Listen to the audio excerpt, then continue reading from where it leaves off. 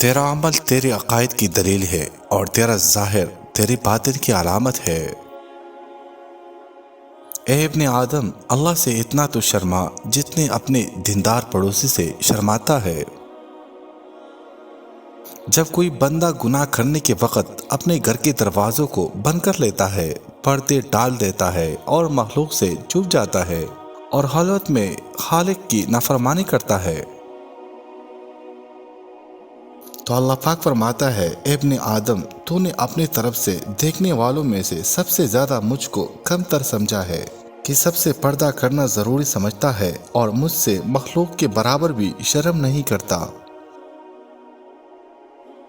اے عمل کرنے والے، اخلاص پیدا کر ورنہ مشقت فضول ہے۔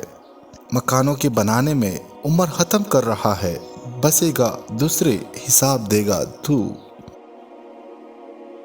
تنہا محفوظ ہے، ہر گناہ کی تکمیل دو سے ہوتی ہے۔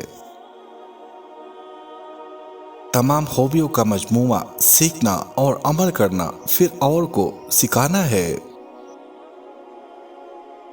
حیات کا دروازے جب تک کھلا ہے، غنیمت جانو وہ جلد ہی تم پر بند کر دیا جائے گا۔ نیکی کے کاموں کو جب تک تمہیں قدرت ہے غنیمت سمجھو۔ اوروں پر ہر دم نیک گمان رکھ اور اپنے نفس پر بد ظن رہ۔ وہ کیا ہی بد نصیب انسان ہے جس کے دل میں اللہ پاک نے جانداروں پر رحم کرنے کی عادت پیدا نہیں کی۔ جس عمل میں تجھے حلاوت نہ آئے، سمجھ کہ وہ عمل تو نے کیا ہی نہیں۔ مومن کے لیے دنیا ریاضت کا اور آخرت راحت کا گھر ہے۔ تیرے سب سے بڑے دشمن تیری بری ہمنشین ہے۔ بدگمانی تمام فائدوں کو بند کر دیتی ہے۔ وہ رزق کی فراخی جس پر شکر نہ ہو اور معاش کی تنگی جس پر صبر نہ ہو فتنہ بن جاتی ہے۔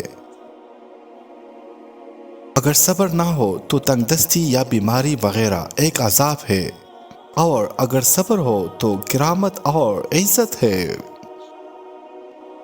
مستحق سائل خدا پاک کا ہدیہ ہے جو بندے کی طرف بیچا جاتا ہے۔ تیری جوانی تجھ کو دھوکہ نہ دے، یہ عنقریب تجھ سے لے لی جائے گی۔ جس کا انجام موت ہے، اس کے لیے کون سی خوشی ہے۔ موت کو یاد رکھنا نفس کی تمام بیماریوں کی دوا ہے۔ تو تکبر سے نہیں بلکہ تواضع سے بڑا ہوگا۔ رحمت کو لے کر کیا کرے گا، رحیم کو لے۔ زندگی میں ہمیشہ یہ 3 کام کر لیا کرو، دولت مند ہو جاؤ گے۔ ہر روز صدقہ دے دیا کرو۔ ہر وقت اللہ تعالیٰ کا شکر گزار رہا کرو، اور ہمیشہ اللہ کی راہ میں خرچ کر لیا کرو۔